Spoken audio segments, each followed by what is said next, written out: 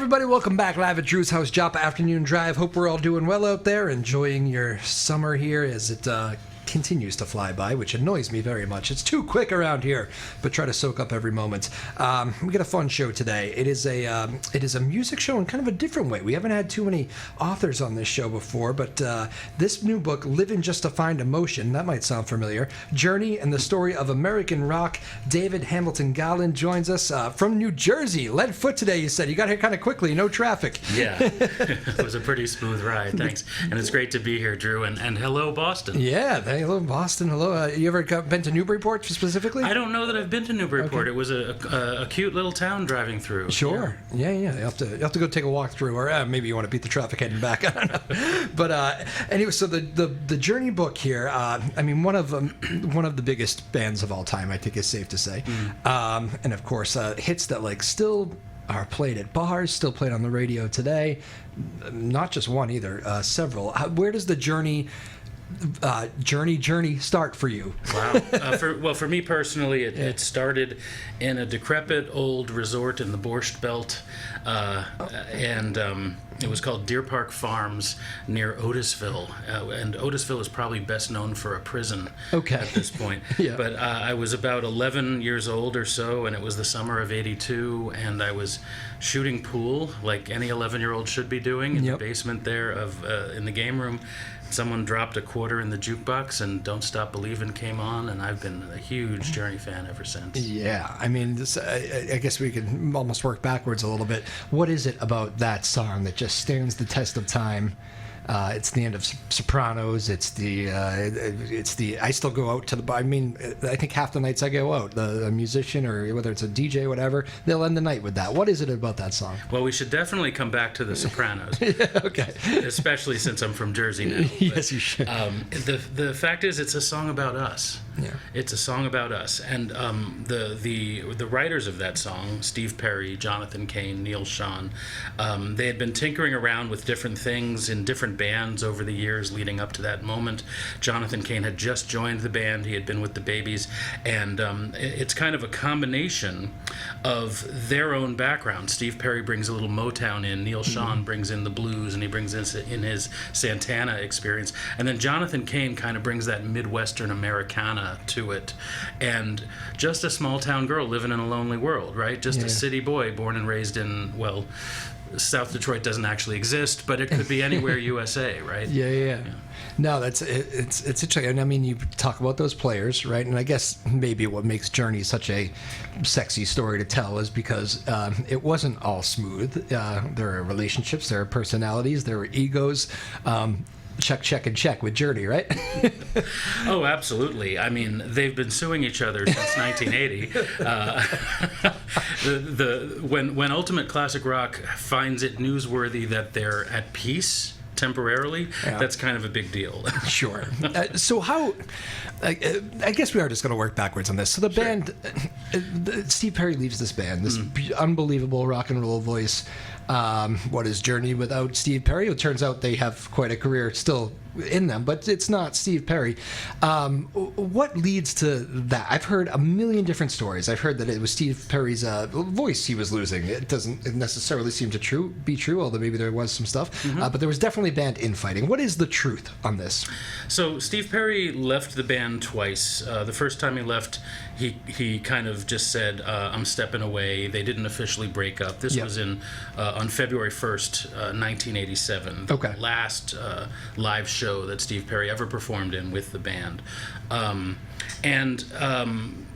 He was at that moment, I mean, it wasn't so much that the voice problem, but it was that he had given up his entire family, his entire personal life with that one goal. He was determined to make it as a musician, and he had achieved that success. But he found that he had sacrificed too much personally, and so he left. Really, he did probably one of the most mature things a rock star could ever possibly do. He just walked away and didn't do a whole heck of a lot professionally in music for quite a few years. Did come back with a solo album in 1995, and that led to a Journey reunion. And their reunion produced an album, Trial by Fire, which was released in 1996. But again, he did not want to go out on tour. I mean, that's where you get into, when you get out of the studio, it's a daily grind, all through, year after year, if you're going to actually be out on tour with a band like Journey. And he had a knee injury, and so it's not exactly certain whether he could have toured or he couldn't have toured. I mean, he eventually got full knee replacement surgery, and he can physically tour, and his voice is still there. I mean, he's recorded albums since then. So he doesn't get the rush from touring that some people that just will die on stage and they'll perform until it's all over. He's not that guy. Well, it changes over time. I mean, that's I guess the main difference between a journalistic take on the history of a band and a historian's take is I'm really interested in how that changed. Okay. There are moments in his career when he loves the stage and he loves the crowd, and you can see it on his face. He's not just acting. The Live in Houston video that they released about 20 years ago that he had edited with blocking on the name of the person he edited it with over at CBS Records, but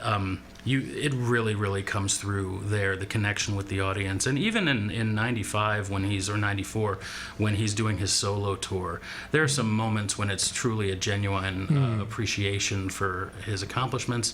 But at this point, I think that he's decided, really for the past 25 plus years, he's decided that the benefit of that is far outweighed by the stress and the taxing aspect of it on him him physically and of course emotionally. Understood. And there of course is a whole other cast of bandmates here. What was were there other tricky personalities there to mixing with Steve? Yeah, let's get right into it.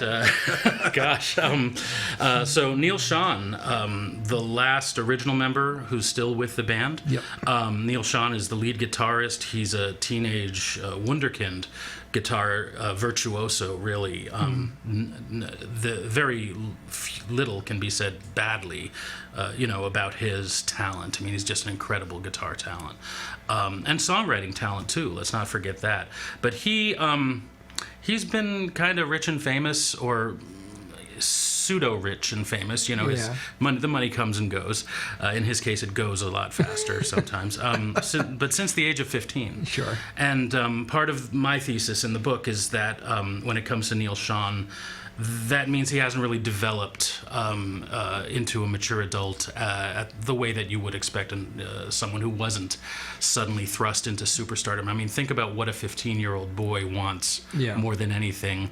I'm sure our listeners can figure that out, and our viewers. Yeah. Suddenly he can have all of that at his fingertips. And that's been his experience pretty much ever since then. So...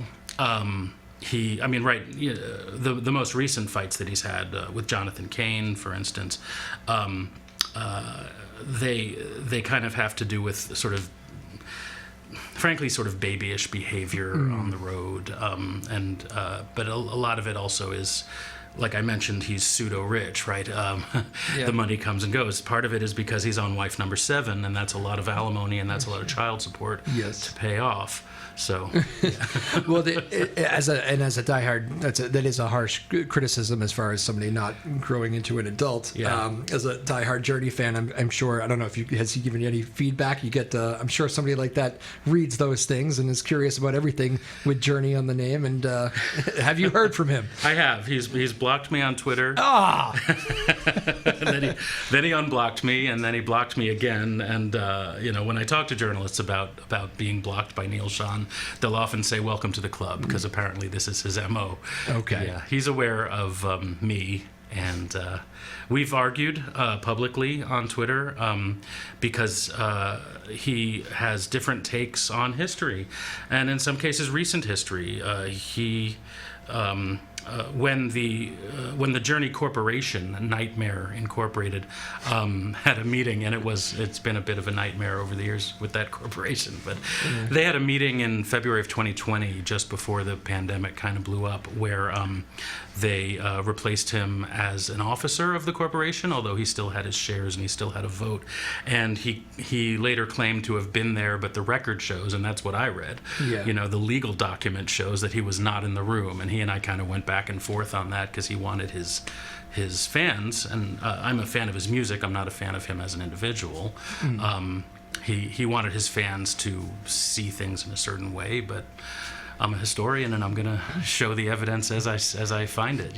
Is Steve Perry still in this band on tour, you think, if Neil is a bit more easy to get along with and it's more of a fun environment on tour? No. Okay. No, it's not Neil, okay. Really, at this point. Their relationship has certainly had its ups and downs, and Neil reports that he doesn't have Steve's phone number right now, not for probably about 15 years. That's weird, isn't it? It is kind of weird. But no, if Neil were to leave the band, that wouldn't be Steve's green light to come back. I don't think he's coming back. I mean, this is a band that, and again, we're joined here by David Hamilton Golland here. He wrote Livin' Just to Find Emotion, Journey, and the Story of American Rock. This is actually just gave me a great bookmark, too. Check that out there for the camera. There you go. Show him the QR code. Yeah, there you go. Good. Excellent call. Order it today there. You can get your QR code. I'll hold it there for a second. There you go. So that's perfect. This is a band that's still in its current faction. Will come. They'll play Boston here. I know they play, I think, the Seaport down there, the Harbor Lights, the old Harbor Lights. And they've tried some different versions. I think, what was the story again? Was he an American Idol guy or something? Or YouTube? They found a guy on YouTube?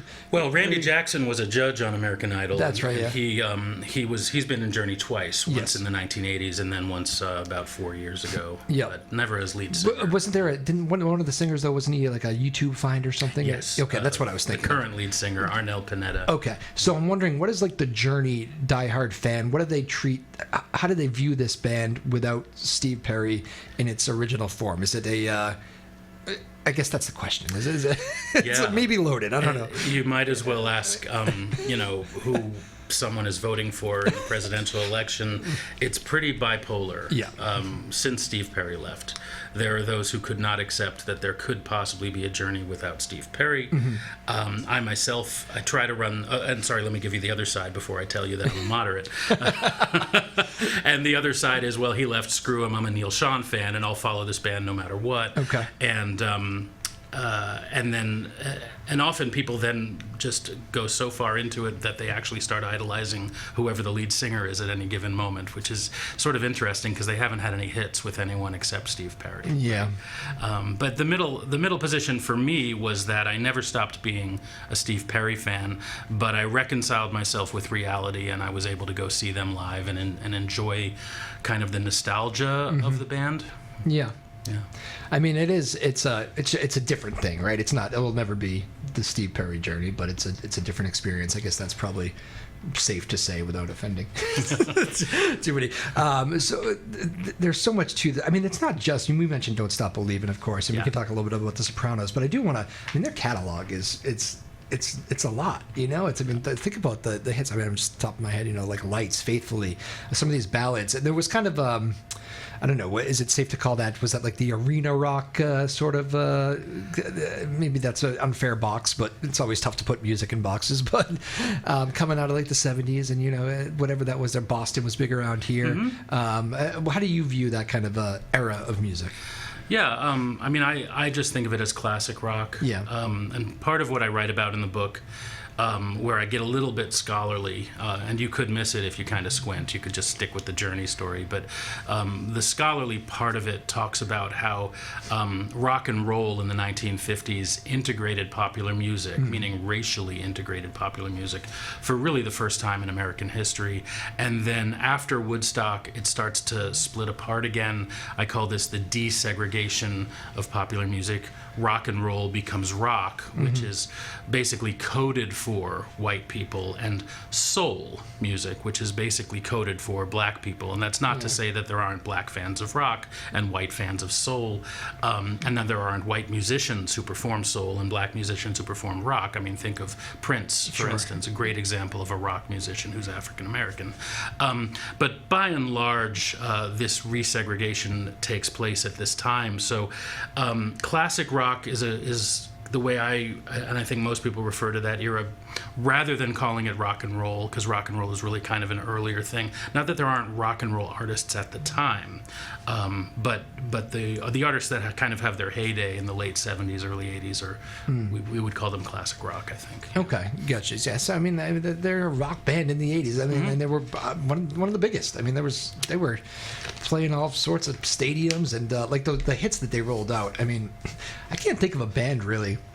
Like, I mean, there's a few of them, like Aerosmith, I guess, around here, and some of these bands that just had hit after hit after hit, always on the radio. Although that is a little bit more of a Boston thing too. But I mean, Journey, I'm not surprised to hear 6 songs on any given day on the rock stations in Boston right now that could be from Journey. Yeah, you know? I mean, there's they call them the Dirty Dozen on tour, but there's probably 16 or 18 that they could pick from where everyone in the crowd is going to know them.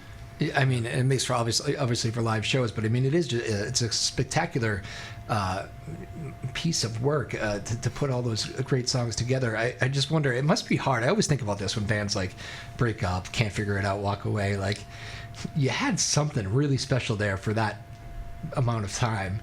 There's never a party that wants to go back to it and just get that magic, you know? Like, do you feel that with them? Like, is there an element of looking back? Does Neil ever look back and go, God, those were the days. I just don't think I realized it at the time. Yeah, well, I think he realized it at the time. I don't think he expected it would end or change the way it did. Yeah. And again with Neil, I think his invitation to Steve Perry is open. Yeah. He absolutely wants Steve Perry back in, whether it's for a show or for a tour or for an album, whatever Steve wants to do. Neil has said again and again and again. And part of the evidence. Well, that's a smart business move, probably. Absolutely. I mean, they're doing pretty well now. Yeah. I mean, each of them takes $1 million salary just from the touring, right? And then he of course sold his catalog rights, which gave him a pretty penny.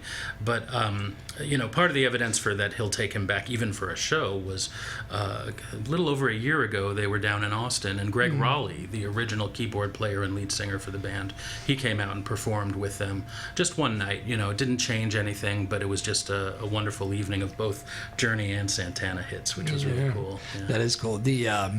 I had Pat Badger from Extreme in here one day, bass player, and he was telling the story always sticks with me because all these guys they're from surrounding towns around Boston, and he goes, man, we were playing these little dive bars at one point, like 25 people on, and just really quickly it happened where suddenly we're in a high school auditorium, and then suddenly we're in almost like a stadium. Like, there wasn't much in between.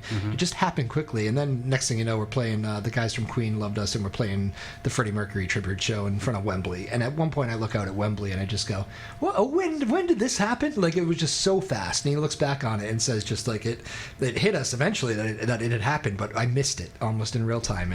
I'm putting words in his mouth a little bit, but I just wonder, was that the Journey story too? Did it all blow up kind of quickly? Did it happen for them, or did they know that we got the magic potion here? Yeah. So the sort of instant fame thing, that's Santana's story, and the first chapter of the book covers their background with Santana. It's kind of a micro history in there of the Santana, the original Santana band. They did kind of go from nowhere to everywhere all at once, right? But Journey, that was rather methodical, step by step, tour by tour. They're really, and that's due less to any of the individual musicians than it is to manager Herbie Herbert, who had been a roadie for Santana, and Journey was kind of his first shot at management of a full band, and he kind of put the band together, musician by musician. He put that original group together, kind of a super group, the way he put them together, took them out of different bands, and then made the changes that needed to be made, even sort of dictated musical changes. And then he was the one who said, over the band's objections, frankly, we're going to hire this guy Steve Perry. He's going to change the musical direction, and there is a huge change that comes in with Steve Perry. But even then, they're not playing the stadiums that they're going to be playing 3 years later. That's still more of a build. They become headliners sooner, perhaps, than they were expected to be. In 1978, they were headlining over Van Halen. Oh, wow. But by 1981, when Greg Raleigh has left and Jonathan Cain has joined the band, they're set to, really hit the big time at that point, and they do. Yeah. What is that wave like? Can you give me, because I'm 37, so I'm born in '87. What is that like in comparison? Is there any can you think of a band today that kind of what was big? How big was Journey? Is it? Well, Journey was as big as Taylor Swift. Wow. Yeah. They never commanded those ticket prices, but that's. I thought you might say that. Yeah. Yeah. It's not so much a statement of how many fans they had versus how many fans she has today, but rather what the market will bear in terms of what people will do for a ticket. So yeah, I mean, they had the #1 album in 1981 with Escape, and suddenly they're selling out bigger and bigger stadiums across the country, and that's kind of equivalent to what she's accomplishing in her career right now. Yeah, I mean, as big as big gets, right? Yeah. It's, and obviously there are some bands have struggled through that before, and but would you say they handle? I mean, it seems like there's been some stuff after years when Steve leaves the band and everything, but as far as being on tour, maybe they have nights where they don't talk to each other. I don't know. But do they handle on-tour life pretty damn good as a band? For the most part, they did. Yeah. From my research, yeah. There's a moment when, a couple people we haven't spoken about yet, which we should really get their names in. Yeah. Ross Valerie and Steve Smith. Yeah. Ross Valerie, the founding bass player, who was with the band. Except for a couple of breaks, he was with the band until 2020. And then Steve Smith, who was there for their entire kind of classic period. He was there from 1979 to 1986, and then he came back in the 2010s again until 2020. They, when they were out on the road, they kind of filmed a sort of a mockumentary, kind of a pre-Spinal Tap type thing, Sure. called the New Avocado Review. They kind of poked fun at themselves. They poked a little bit of fun at Steve Perry, or more his growing popularity. They had Steve Smith, the drummer. They had his wife play an aspiring groupie who knocks on the hotel room door, and when she discovers that it's Steve Smith, not Steve Perry, she kind of turns around and walks out. Yeah. So they seem to have had a lot of fun, and they're not like sort of. There's no evidence that they do the harder drugs, Yeah. right? And they were quite open about their marijuana use. They seem to have gotten to the point where they were abusing alcohol towards the end of their heyday by the mid-1980s. But and except for a few fun incidents that you hear about, there weren't a lot of trashed hotel rooms and that sort of thing. Yeah. Okay. That makes sense. And as far as, it is interesting because I think a lot of people think when the lead singer leaves the band and there's a guitarist who has the controlling rights and is a writer and is a founding member of the band, I think a lot of people naturally think, oh, they must just hate each other and that's what it is. But this is not the Gallagher brothers of Oasis necessarily, where they, I don't even think they get together for family stuff anymore. It's a little different than that. They're not talking, yeah. right? When they got together, that's different in itself. The Oasis, the Gallagher brothers are screaming at each other all the time. Yes. When they do see each other, they're civil. Yeah. And I think that matters. The Hall of Fame, the Rock and Roll Hall of Fame induction in 2017. Yeah. They were perfectly fine towards each other, but that was actually the first time they had spoken since they got their star on the Hollywood Walk of Fame, which was about 12 years earlier. We mentioned Neil. Does Perry, any other guys, did they reach out to you? Other vice versa? How's that work all up? I've met or interviewed probably about 2/3 of the current or former members of the band. Some of my favorite folks to interview, I mentioned Greg Raleigh. You want to talk about maturity. This is almost the mirror image here. I mean, he also was rich and famous at a very young age, but interestingly, he was about 20, 21 years old when that happened. And so a lot more maturity on his part, a lot more reflectiveness, thinking about his life that I experienced with Greg Raleigh, and just a very kind person. Steve Smith, the drummer, another good interview that I had with him. He's probably the most international thinking member of the band. And he went to Berkeley, by the way, here in Boston. That's Berkeley with 2 E's, everyone.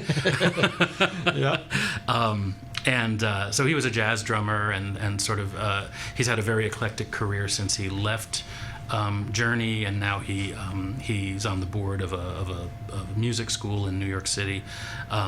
So that was a lot of fun and a good interview. And then there was George Tickner, another original guitarist for the band. He was with the band for their first album.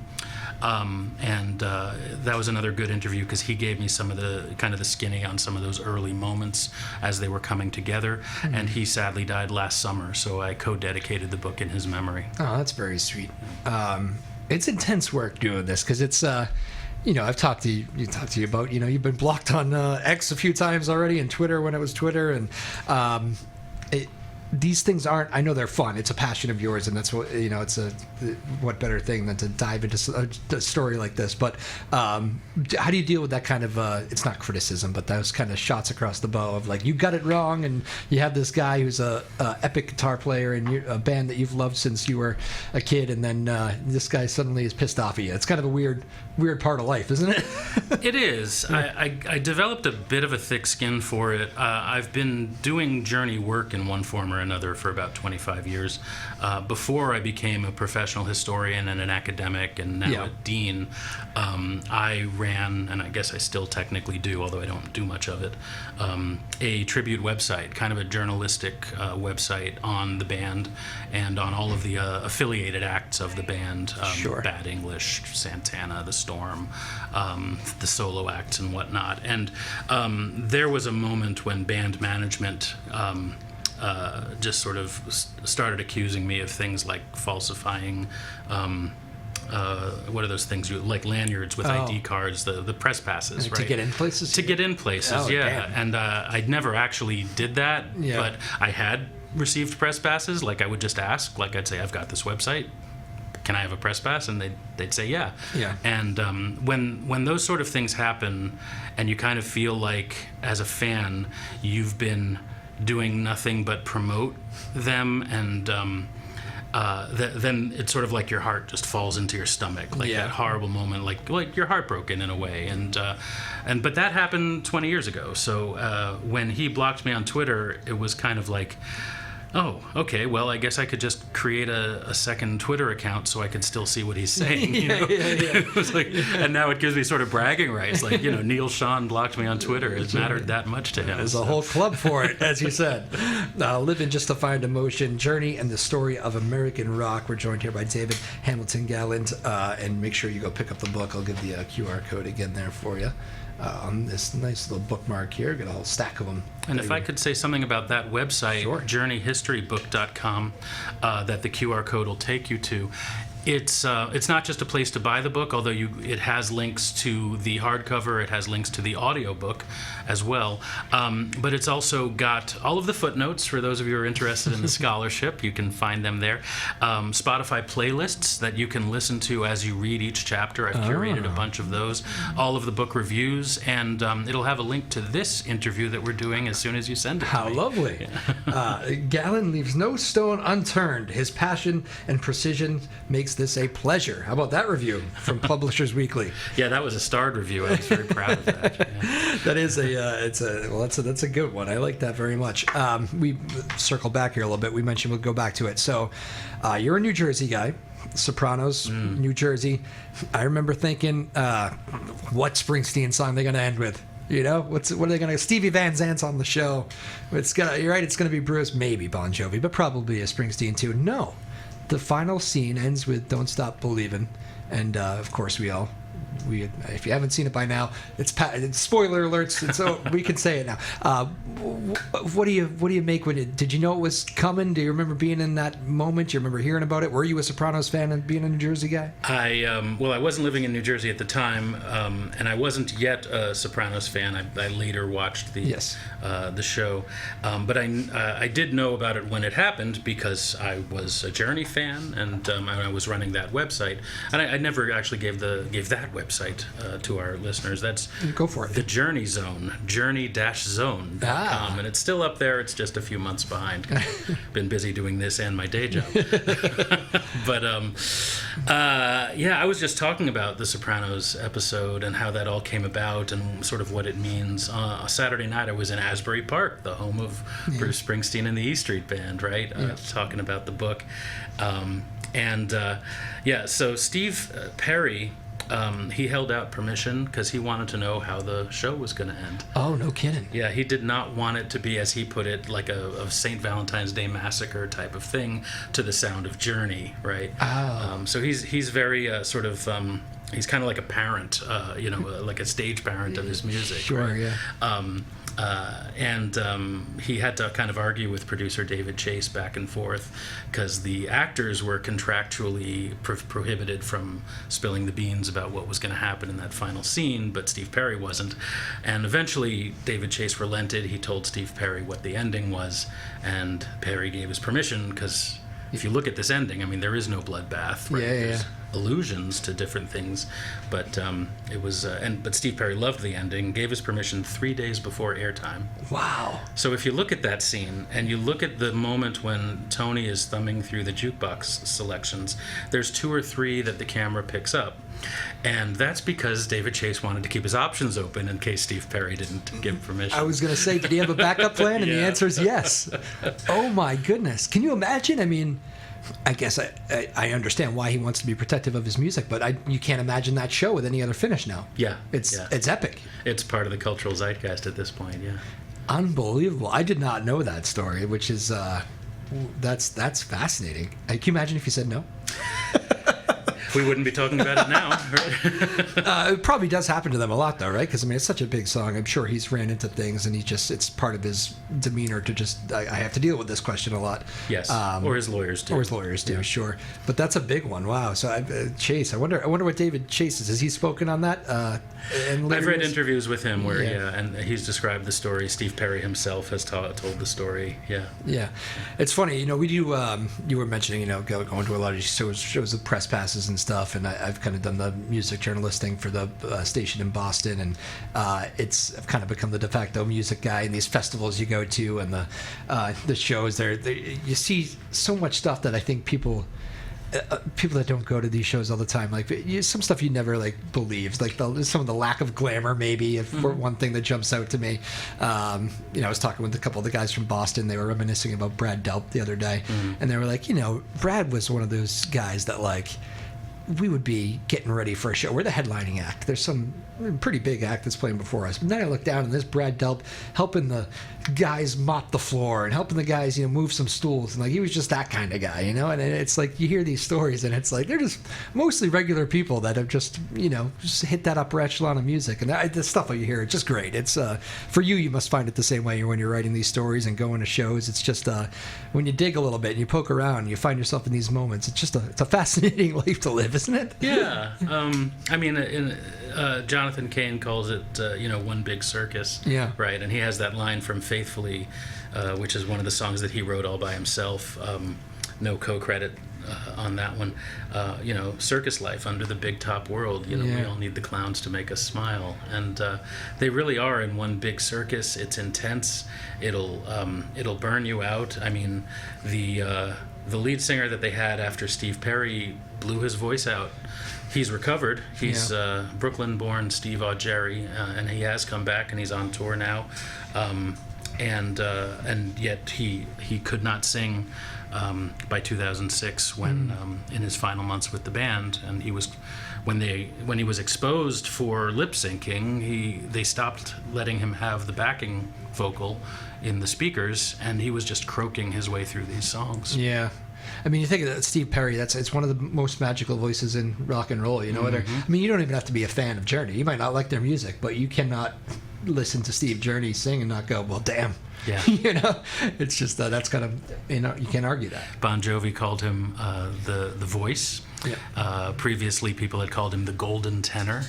Yeah, it's an incredible sound that he's producing. My mother, I think, called him her crush, I think. I think there were a few of those out there as well.